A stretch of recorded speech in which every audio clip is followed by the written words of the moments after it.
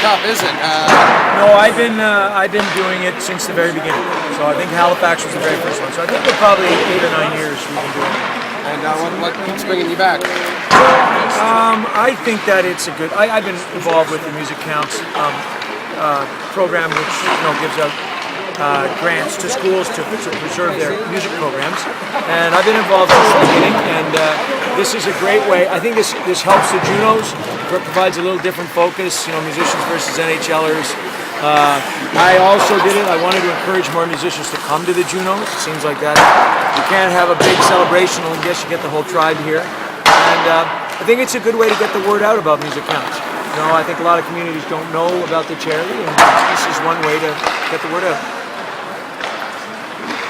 Do you guys have any strategies for your field play? Our strategy is to not get run over. So when you fall down, cover your head.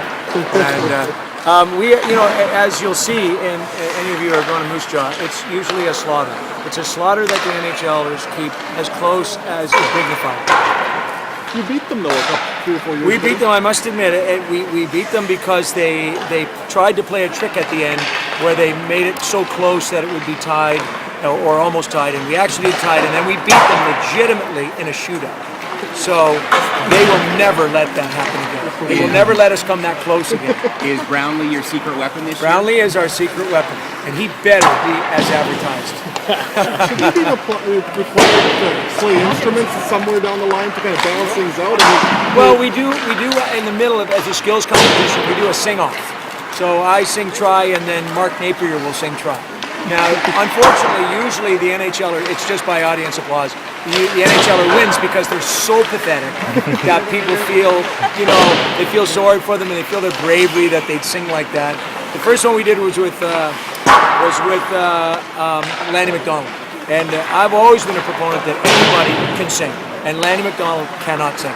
He is the worst, bar none, voice I've ever heard. You haven't heard Rob yet. And he won. Beat me hands down. We know you're loving music, but your love of hockey. Maybe talk a little about that. Yeah, I was a kid, grew up all over the place, and always had this love of Hockey Night in Canada and the Leafs. Like, I was born in Toronto, but I didn't live there till I was a teenager, and so I just had this mythic love of the Leafs and Dave Keon, and always played sort of outdoor hockey, and then played for my school teams. And I think I'm like a lot of musicians that when I started playing music, I didn't have anything to do with sports for about 10 years. Unfortunately for me, those were the Gretzky years, so I didn't see any of them, and bad time to lose interest. But then came back because it just seemed to be such a complimentary thing to do to music. It's energetic, it's exciting, and it's good for your lungs. And so many musicians play hockey, and that's what brought me back. It was just so much fun. In an event like this. It's pretty special. Personally, I have a lot of fun with it.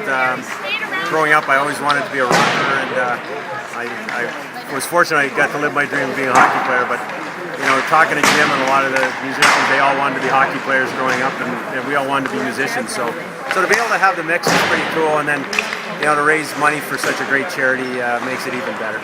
You've been practicing your singing voice. There's a sing-off here in this competition. I was told there's a little sing-off. Yeah, I beat Jim out in St. John's, and then he beat me in Toronto, my hometown. Like it really hurt. So we're 1-1. So I'm gonna have to get that crown back. So yeah, I've been working. I've been in studio, working very hard with my song selection and lyrics, and with the orchestra. So. I passed on when we won last year in Ottawa, right? It was tight.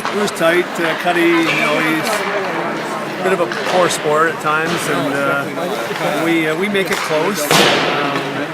This year he's had a nutrition package I gave him in October. I said, here's your nutrition package, get you guys in shape this year. So I'm not sure. I guess I'll find out today in practice whether they've been following anything I've talked to them about. Well, you have a pretty good record. You guys have only lost once in pretty much the last decade, so confidence is high then. Confidence is high, probably, yeah. Confidence is high. I bought something a little light this year, though, so hopefully our goal is good. You got to be worried about Chad Brownlee, though, because he played, a few pro games, so. Yeah, they've got some guys that can play for sure, so I'm sure Jim every year kind of brings in new recruits and tries to improve the team, so hopefully they'll put on a better show this season. What would be tougher, the musicians playing hockey or the hockey players forming a band? Oh, I think, well, you know what, in saying that, hockey players probably would be tougher to be all of a sudden rock stars, no doubt about it. Except last weekend I was in Calgary for an Alzheimer's event and ran into old buddy of mine, Theo Fleury, and actually watched him perform at a concert and banged out 15 tunes and actually wrote 14 of them. So very impressed with Theo and what he does. And after being a hockey player, to be able to do that for me is amazing. So I was pretty proud.